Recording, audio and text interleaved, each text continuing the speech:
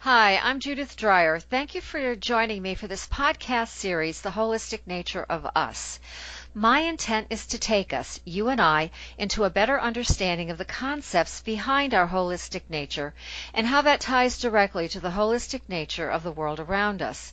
How can we connect the dots in practical ways that we are nature and nature's in us? I will be featuring authors and educators, practitioners, and others whose passion for this earth helps us create bridges. We'll see what's trending, what's relevant to our world today, not just for land use, but to connect the dots between ourselves and nature. It's time for practical action and profound interchange so our natural world is valued once again.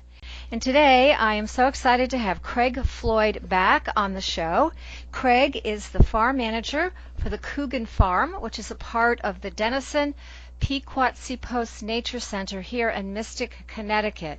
And this man has a wealth of knowledge about farming, sustainability, and working with nature in a holistic way. So welcome again, Craig. I'm happy to talk with you today.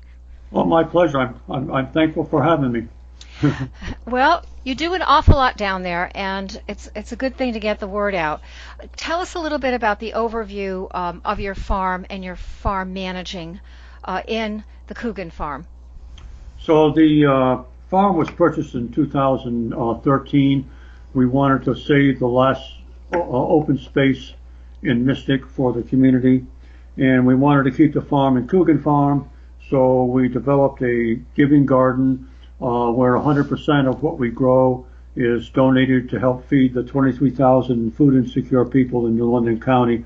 This is an 11,800 square foot plantable garden, and we do everything as naturally as possible. We're trying to keep Mother Nature happy. Right, and that's something we've forgotten to do. We tended to take over our farming, and we actually gave it over, our farming practices and our food production, to big farms with only annual crops, and we're realizing the error of our ways. You have such diversity there. I know today we wanted to talk about tomatoes, so let's start with that. All right, so tomatoes seems to be everybody's favorite thing to grow, and some people complain because they get too many of them, but I wonder if anybody really realizes what the potential is of a tomato plant. Most people, when I ask them what's the biggest tomato plant you've ever seen, they might say 3.5, 4 feet tall, and they use those little wire tomato cages to hold them up.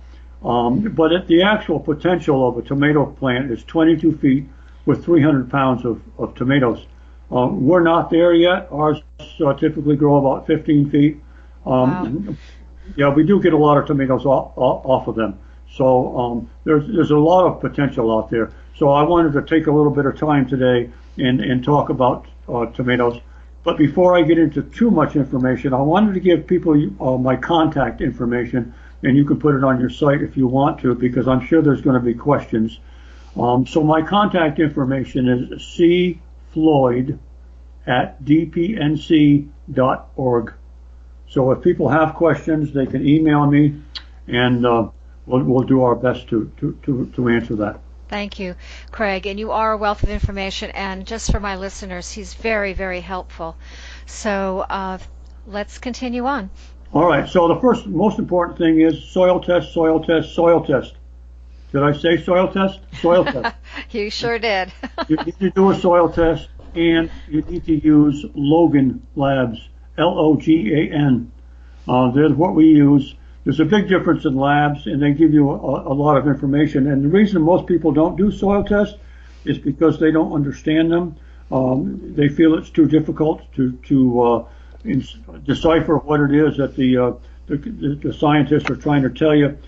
Perhaps the biggest thing is they'll see ppm or ppa, pounds per acre or parts per million, and so all you have to do to figure out how much amendment you want to put in your garden is parts per million times 2 equals pounds per acre. And I can send you a file that has it broken down even further than that, so that if you only have a 100 square foot garden, you'll know how much to put in there without trying to figure it all out, because it is difficult. Craig, that would be helpful because I offer a transcript for every podcast, and we'll make sure it gets included in that podcast. All right, that sounds good. Great. Yep. Okay. Okay. So once the soil test comes in, and you really should be doing your soil test in the fall, and you're going to want a base soil test, and yes, it is a little bit more expensive. It's $25, but they're going to tell you so much more, and then you can start amending your soil. So there's 4 things to look for on a soil test that really need to be optimum. If you don't have the optimum amount of these 4 different things, you're not reaching complete photosynthesis in the plants. And once that photosynthesis turns to photorespiration, all that stops, and so your plant is not going to put out like it should. So directly involved in photosynthesis is magnesium. That's a primary cation. Also iron and manganese. Manganese in particular is very, very important. If you do a Google search on importance of manganese in the soil, you'll find out just how important it is. Those are secondary elements. And then nitrogen, it's a trace element. You're not going to get a readout on nitrogen on a soil test because it varies so much so quickly. And there is usually enough nitrogen in soil anyway that you probably won't need any. But if you look at your plants and your plants are looking a little peaked, you should be looking at your plants every day. If they look a little peaked, you could add some bone meal or something like that for nitrogen. But you're probably not going to use that. Now, the next thing is what kind of seed do I want? Do I want an heirloom seed, or do I want an F1 or a hybrid seed? If you're after flavor, heirloom is the way to go. We use strictly brandywines here in the Giving Garden, and the flavor is just intense. They're really, really good. F1 plants, if you use a big boy or an early girl or something like that, they are going to have a little more disease resistance, etc. But if you did a good soil test and you get your soil balanced, which is going to take you 5 years, you get that soil balanced, then there's no need to worry about your plants getting sick, and in fact, there's no need to worry about insect pressure either. Healthy soil, healthy plant, healthy human, and consequently, you don't have to worry. Here at Coogan, we are a no-till, no-spray farm. We don't need to spray because of our soil being so healthy. So you need to decide what kind of seed that you want. That's, everyone has their favorite tomato plant, so I'm not going to tell you, you got to grow brandywines. So decide what you want. And then to remember that next year, if you are using heirloom seeds, you want to save those seeds because seeds go through a screening process, and by the time it gets to the little seed packet that you get the seeds in, you're ending up with the wimpy guys. You want to remember that in the garden, especially with tomatoes, you want to build a football team, which means you would need the biggest, fattest seeds possible. They will give you potentially bigger plants, which will give you potentially much more production out of the plant. Craig, if I can stop you for a second. One of the things I didn't realize, and we both know Chris McHugh of the BFA, she told us that the breeders get all the best seed, and what's left in the packets is like the 4th or 5th level of seed. That's right. And of course, if you go to the dollar store, some of those places, I'm sure you're getting just the bottom of the barrel, and we wonder why they don't grow. It's because the quality of the seed is so poor. That's right. Which is, people obviously right now are probably not saving seeds, so you got to start somewhere. Right. So, we use Johnny's. I am a Johnny's supporter from day one. They are a fantastic company, but there are a lot of other companies out there just as well. Right. So get your seed, make a decision on what kind you're going to plant, get your seed, and grow your tomatoes this year. and then we can have a discussion later on another podcast on how to save those seeds so that you're going to get the number one seeds, the big ones. And what will also happen is those seeds will develop a symbiotic relationship with your soil. So your tomatoes will become very particular to your soil. And so if you and your neighbor are both growing the same kind of tomatoes, your tomatoes will taste a lot different than his because of your soil. So, the seeds is very, very important. Now, the other thing is when you get those seed packets, I want you to open the packet and I want you to put in a pinch of inoculant. So every single seed that goes in the garden should be inoculated. And you can purchase inoculant from Advancing Eco Agriculture, and it's called BioCoat Gold. Now, it's going to cost you about $52 for a pound. Do you need a pound? Nope. So here at Coogan Farm, what we've done is we have broken it down to smaller containers so that they're small enough for the home gardener. So we do have those available here at the farm. But if you get 4 or 5 gardeners want to go together and buy inoculant, that's the way to go. Every single seed needs to have inoculant.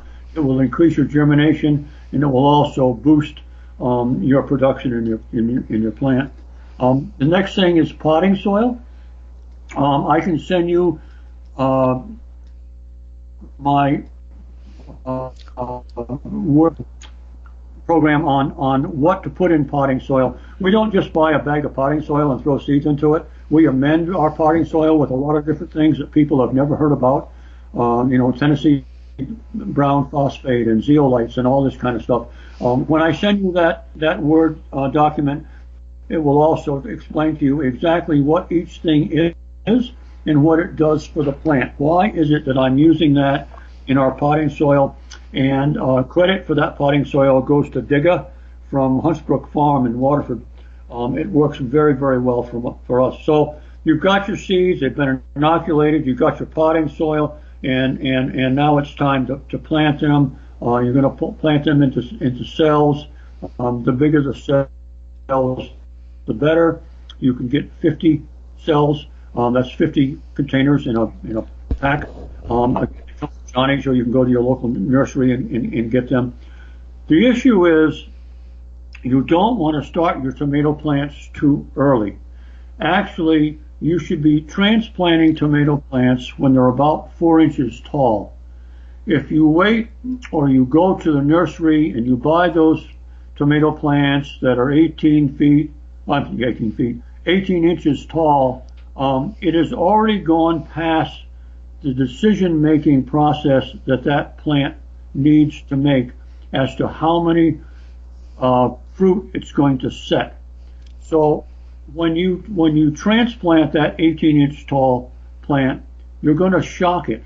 Even if you drench it, which you should, if you plant an 18-inch plant and a 4-inch plant side by side, the 4-inch plant will overtake the 18-inch plant, and it will put out more tomatoes than the 18-inch plant.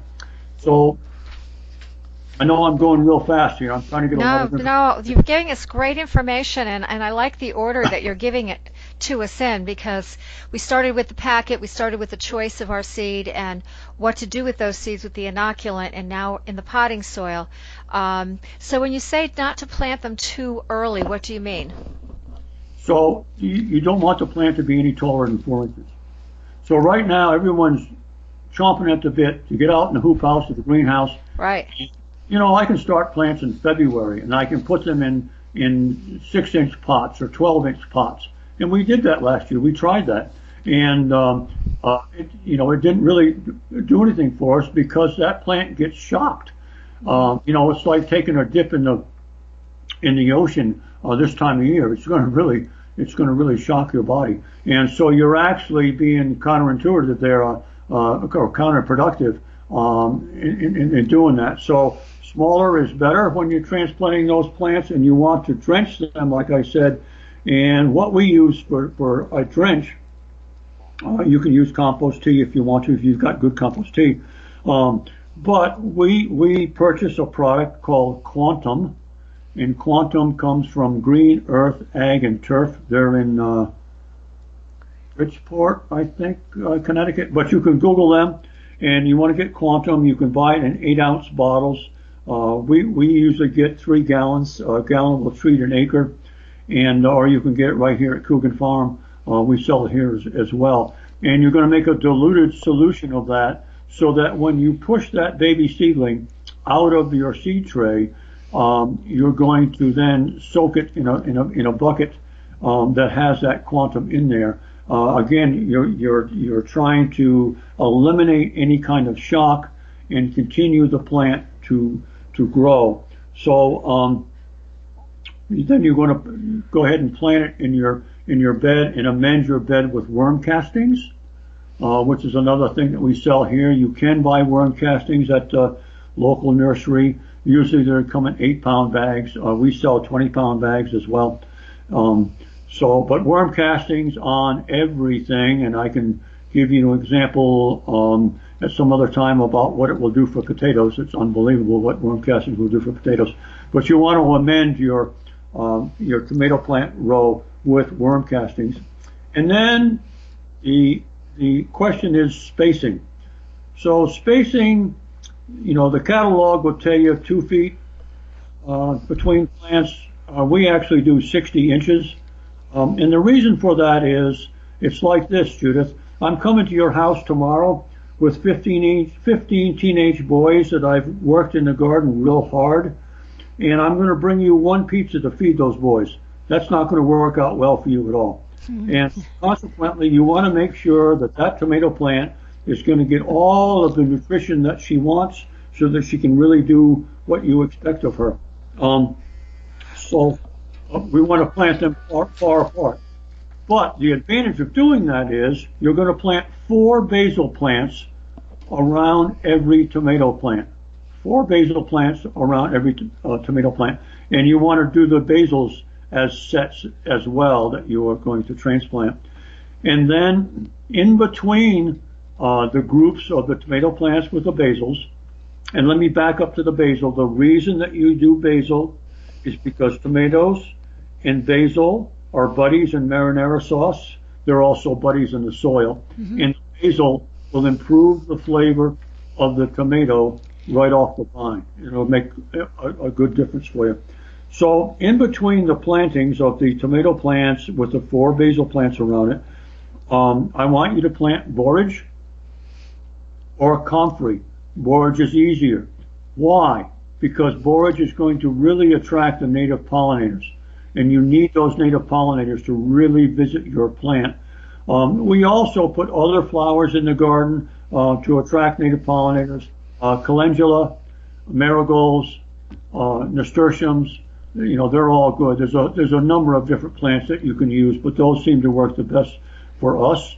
And we use a lot of zinnias in our hedgerow as well. And the flowers are just gigantic because the soil is so good. Don't forget to put worm castings around all of those plants as well.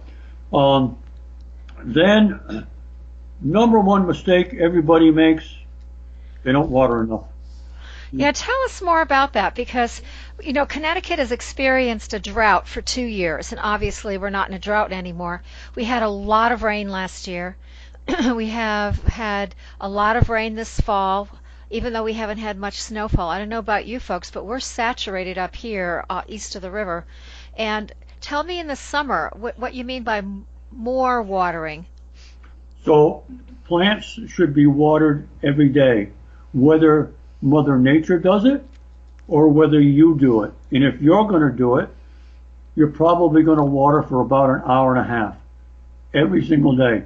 There's multiple reasons why you want to do that. But perhaps the most important one is the microbiology in the soil. So the microbiology in the soil needs a good water content, like 50%. And what that means is that when you grab a handful of compost, as an example, and you make a fist and you squeeze that real hard, you should have droplets of water coming out between your fingers.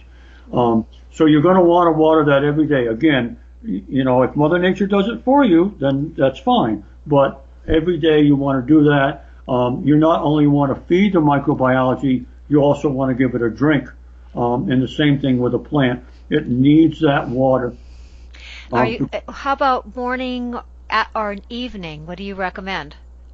I would do it before 2 o'clock in the afternoon, because you're going to want that to kind of dry out before evening. Otherwise, here come the slugs. Right. And everybody, I'm assuming, knows that a tuna fish can filled with stale beer, put into the garden in the bed, right at soil level, will attract the slugs. And you'll go out there in the morning and you'll have a can full of slugs in the that drank your beer and didn't make it out of the can.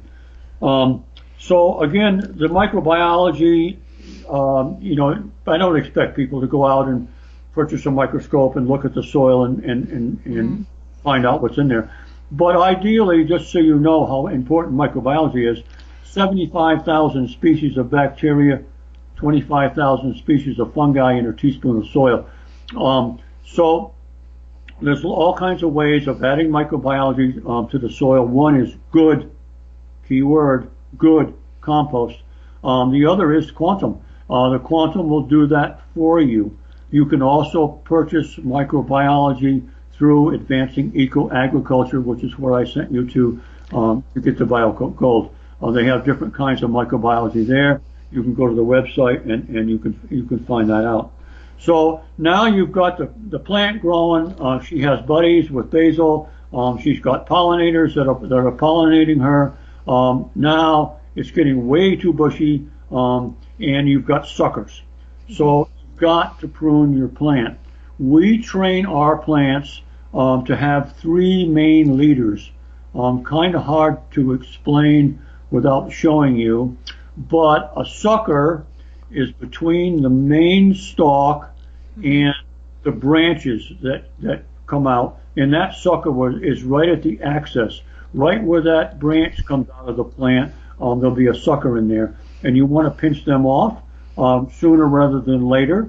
Once you establish, okay, I've got my main stalk, and I want to have 2 more leaders. I want one on the left and one on the right, because I'm gardening in a row as an example. So I'm going to let the bottom 2 grow, and as they're growing, they're going to get suckers too. You've got to keep on pinching those suckers off. And so what happens then, once you do that, then all of the nutrients and stuff is going to the fruit instead of new growth.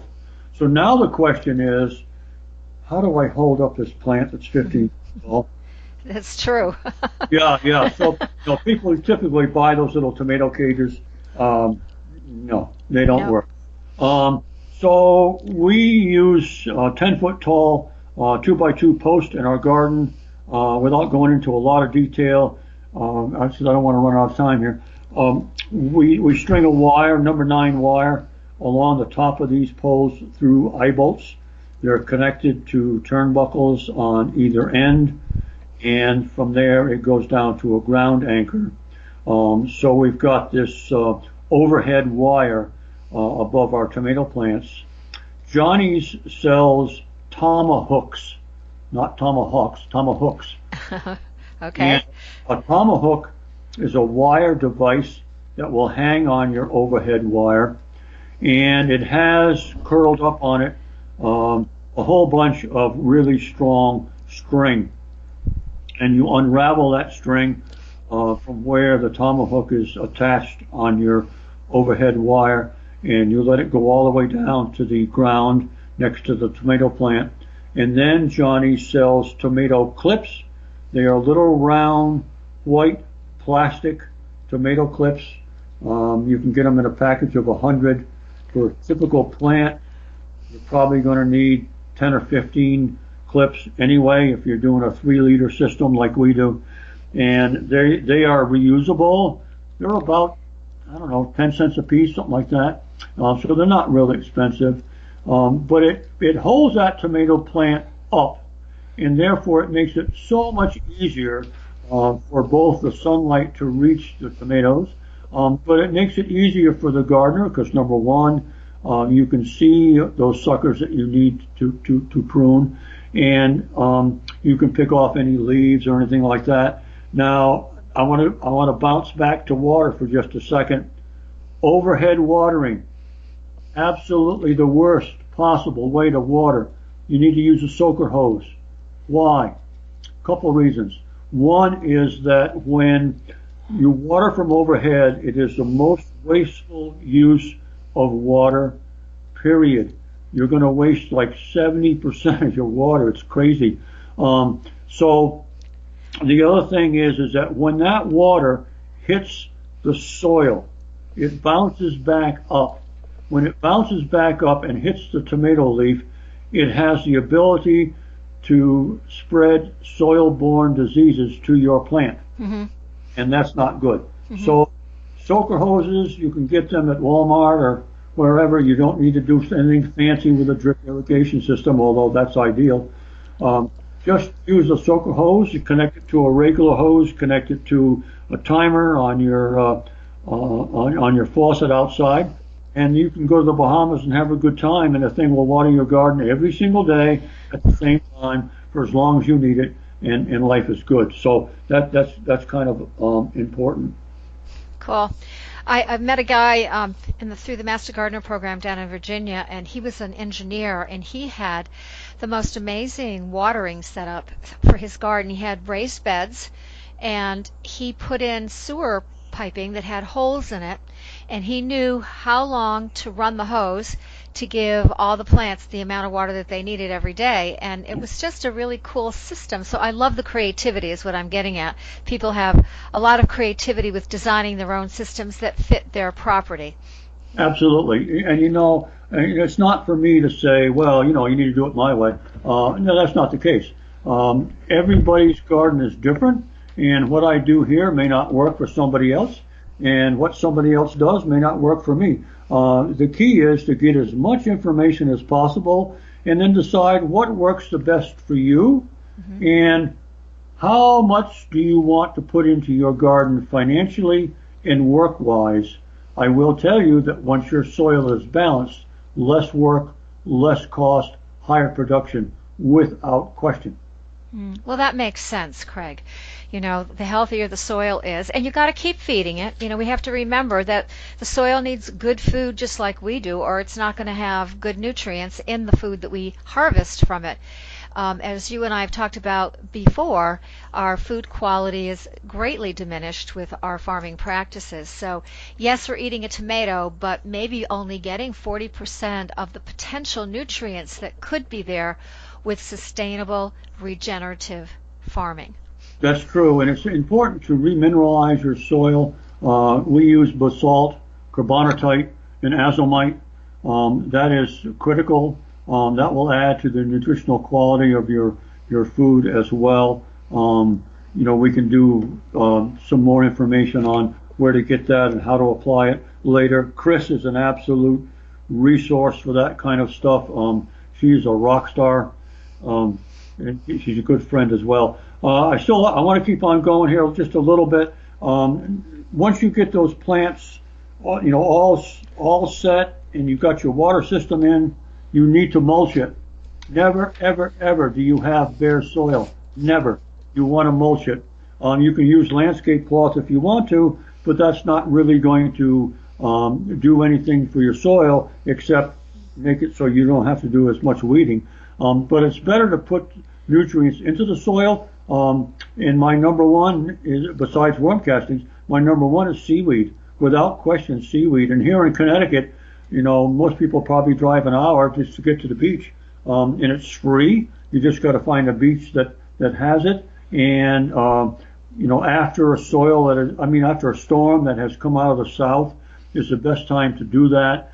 And you're going to put that seaweed on the soil probably 4 to 6 inches deep, and right around all your plants.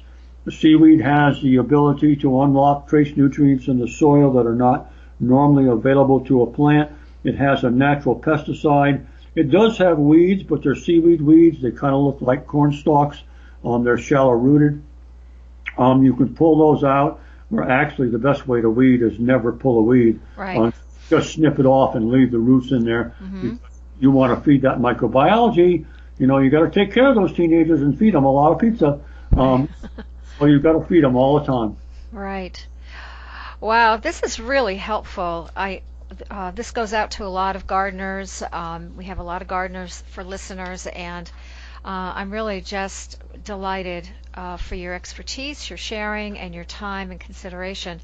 And tomatoes is a biggie. We want to see healthy tomatoes in our harvest. We don't want to see, there's rot that can happen on the tomatoes. There's powdery mildew that can happen on tomatoes. They can look terrible by July. And how can we keep them nice and healthy and thriving to keep producing better fruit?